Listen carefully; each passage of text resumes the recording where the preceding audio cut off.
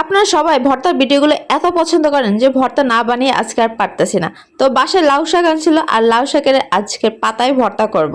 তো লাউ শাকের পাতাটা ভর্তা করতে লাউ শাকগুলো ভালো করে ধুয়ে তারপর কেটে নিয়েছি। এরপর পেঁয়াজ রসুন কাঁচামরিচ দিয়ে আর লাউ শাক দিয়ে ভালো করে ভেজে নিচ্ছি। আসলে ভর্তা টর্তা দিয়ে ভাত খেতে কিন্তু ভালোই লাগে, আর যে কোনো ভর্তাই কিন্তু বেশ ভালো লাগে। তবে অনেকেই কিন্তু এই লাউ শাকের ভর্তাটা খান নাই, তবে লাউ শাকের ভর্তাটা খেতেও কিন্তু বেশ মজা লাগে। এই তো ভালো করে এখানে ভাজা ভাজা করে নেব। একটু জল দিয়েছিলাম সামান্য, আর লবণ হলুদ দিয়ে ভালো করে পাতাগুলো সেদ্ধ করে নিয়েছি।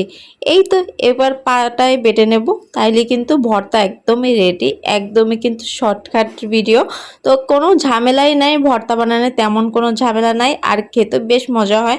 ভর্তা দিয়ে ভালো করে তৃপ্তি মতন ভাত খাওয়া যায়। এই তো পাটায় বেটে নিয়েছি। অবশ্যই চেষ্টা করবেন পাটায় বাটতে।